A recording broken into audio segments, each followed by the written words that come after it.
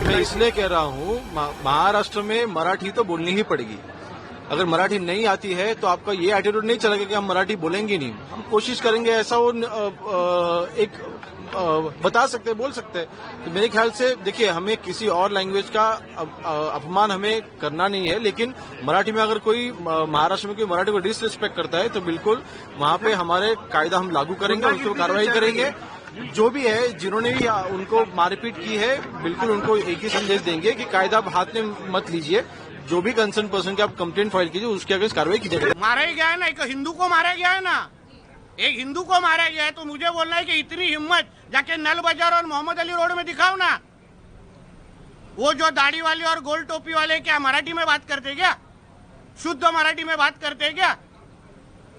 उधर जाने की, उनको कान के नीचे बजाने की हिम्मत नहीं है।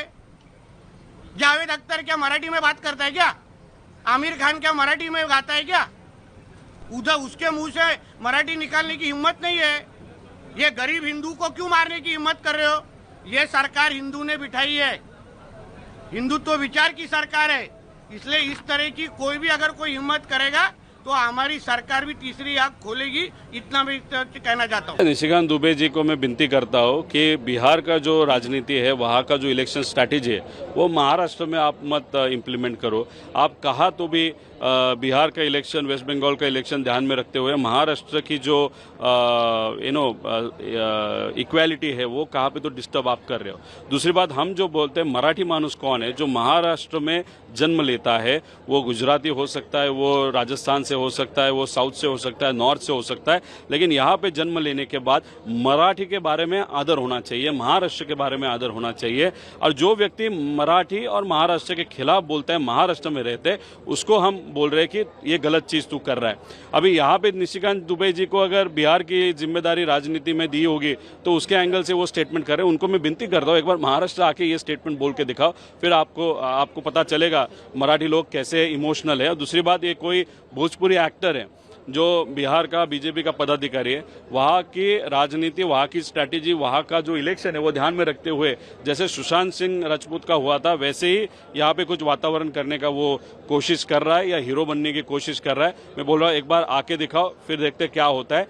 अगर आपको मराठी महाराष्ट्र की मान सम्मान रखना है तो आप वेलकम हो, लेकिन यहाँ पे आके आप मराठी और महाराष्ट्र के खिलाफ बोलोगे तो ये लोग एक्सेप्ट नहीं करेंगे। सर, आशीष शेलार का एक बयान आया कल, जिसमें उन्होंने पहलगाम की जो घटना है उसकी तुलना की है मराठी में, मराठी को लेकर जिस तरीके से मंत्री आक्रामक रही है उसकी तुलना उन्होंने की है। इसके पहले भी भारतीय जनता पार्टी के जो नेता है वो इस तरीके के बयान देते हुए पाए गए हैं। देखो, आशीष शेलार जी बहुत बड़े नेता है, लेकिन फिर भी उनको और बड़े नेताओं को रिपोर्ट करना पड़ता है और उनकी बात सुननी पड़ती है। शायद उसी एक नेता ने उनको ये स्टेटमेंट बोलने के लिए कहा होगा, लेकिन उनका जो स्टेटमेंट था कल का, उसको निषेध हम करते हैं, क्योंकि मराठी मानुस और टेररिस्ट उसकी तुलना उन्होंने की है, वो गलत चीज़ है, उसका तो निषेध हम करते हैं। और आशीष जी को ये भी बताते हैं कि बीजेपी में एक स्टाइल होता है कि जो भी बड़ा नेता होने लगता है बीजेपी में, उसको अगर कट शॉर्ट करना हो तो ऐसा कोई स्टेटमेंट उनके मुंह से वो बुलवा देते हैं और उससे उनका प्रतिमा जो है खराब होती है। इसलिए आप थोड़े, आपके जो बीजेपी के बड़े नेता है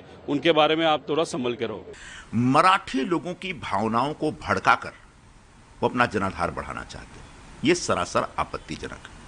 आप स्वास्थ्य के नाम पे, विकास के नाम पे, शिक्षा के नाम पे बिल्कुल वोट मांगिए, लेकिन भाषा के नाम पे लोगों की भावनाओं को भड़का करके वोट मांगना सरासर गलत है। जिस प्रकार से राज ठाकरे ने घोषणा की है कि बिल्कुल मारिए लोगों को अगर कोई मराठी बोलने से मना करता है तो, लेकिन वीडियो मत बनाइए।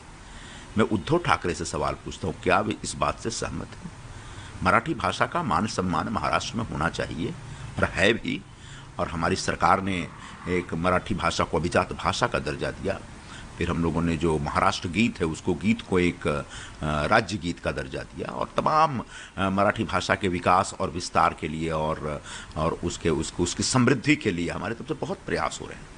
लेकिन जिस तरीके से एक त्रिभाषा सूत्र के नाम पर एक हिंदी जो कि ऐच्छिक भाषा के तौर पर प्रस्तुत किया जा रहा था, और वो एक मराठी समाज के जो नई जनरेशन है उसको उसकी एक ताकत बने, मराठी अपनी मातृभाषा सीखने के साथ साथ और भी 1-2 भाषा सीखी, अंग्रेजी और हिंदी। वो एक प्रयास था, उस प्रयास के खिलाफ जा करके उन्हें कुछ भी नहीं, ये मराठी भाषिक नौजवानों का नुकसान किया और महाराष्ट्र का नुकसान किया है। हमारे जो मंत्री है वो सांस्कृतिक मंत्री है, लेकिन मुझे लगता है उनको बहुत से महाराष्ट्र के संस्कार सीखने पड़ेंगे। महाराष्ट्र में इस प्रकार का कोई हादसा नहीं हुआ है कि जाति पूछकर या भाषा पूछकर मारा है। कुछ लोग ये कहना चाहते हैं कि हम महाराष्ट्र की जो संस्कृति है, मराठी भाषा की संस्कृति, उसको हम नहीं मानेंगे। उसके खिलाफ लोगों का गुस्सा है। ये गुस्सा ये मंत्री को भी आना चाहिए, क्योंकि वो मराठी भाषा का खा रहे हैं। हाँ, ये मराठी भाषा के मंत्री है। महाराष्ट्र में मराठी भाषा नहीं रहेगी तो क्या पाकिस्तान में रहेगी, बांग्लादेश में रहेगी? आप मुझे बताइए। नेपाल में रहेगी? बताइए आप मुझे, कहाँ रहेगी? कि आप मोदी जी गए ब्रिक्स सम्मेलन में, कहा वहां रहेगी? ये सरासर अपमान है किसी भी भाषा का। अगर किसी राज्य में वहां के लोग अपनी भाषा की प्रतिष्ठा के लिए और रक्षा के लिए आंदोलन करते हैं किसी हमारे पूरे देश में, तो उसका तुलना ये मंत्री टेररिस्ट से करते हैं, बेलगांव के टेररिस्ट से करते हैं। मिस्टर शेलार मंत्री है, तो ये सरासर गलत है और भारतीय जनता पार्टी की मानसिकता क्या है ये दर्शाता है। देखिए क्या है कि आप क्या कर रहे हो कि मराठी बोलना होगा? आप किसकी रोटी खा रहे हो? वहाँ टाटा है, बिरला है, रिलायंस है, कोई महाराष्ट्र में यूनिट नहीं है। सब टैक्स पेयर जो है, टाटा यदि बिहार झारखंड नहीं होता, उस वक्त बिहार नहीं होता, टाटा ने तो पहली फैक्ट्री वहीं बनाई। हमारे पैसे पर पल रहे हो तुम। कौन सा टैक्स देते हो? कौन सी इंडस्ट्री है तुम्हारे पास? माइंस हमारे पास है, झारखंड के पास है, छत्तीसगढ़ के पास है, मध्य प्रदेश के पास है, उड़ीसा के पास है। आपके पास कौन सी माइंस है? रिफाइनरी यदि रिलायंस ने बैठाई है, एसआर ने रिफाइनरी बैठाई, तो वो गुजरात में रिफाइनरी बैठाई है। सारी इंडस्ट्री जो है, सेमीकंडक्टर की भी इंडस्ट्री है, तो गुजरात में आ रही है। आप जो है लाटसाही कर रहे हो और ऊपर से जो है आप हमारा दोहन करके, शोषण करके टैक्स पेयर करते हो। और यदि आप में ज़्यादा हिम्मत है तो आप हिंदी भाषी को मारते हो तो उर्दू भाषी को भी मारो, तमिलियन को भी मारो, आप जो है तेलुगु वाले को भी मारो। आप जो इस तरह की घटिया हरकत कर रहे हो, और मैंने हमेशा कहा है कि जब अपने घर में हो, महाराष्ट्र में हो, यदि बहुत बड़े बॉस हो तो चलो बिहार, चलो उत्तर प्रदेश, चलो तमिलनाडु, तुमको पटक पटक के मारेंगे। ये एनार्की जो है नहीं चलेगी।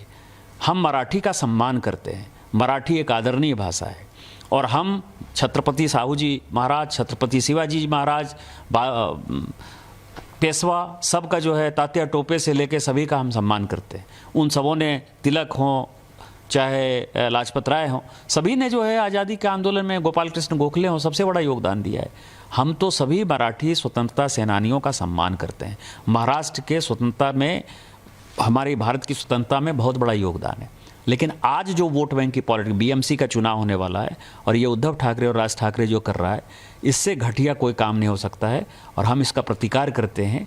और यदि उनमें हिम्मत है, जो मैंने आपको कहा है, यदि उनमें हिम्मत है तो बगल में जो है माहिम इलाके में चले जाएं और माहिम की दरगाह के सामने जो है किसी हिंदी भाषी और उर्दू भाषी को पीट कर दिखा दें, तो मैं मानूंगा कि वो सचमुच जो है बाला साहब ठाकरे जी के जो है वारिस हैं और बाला साहब ठाकरे जी के सिद्धांतों पर चल रहे हैं।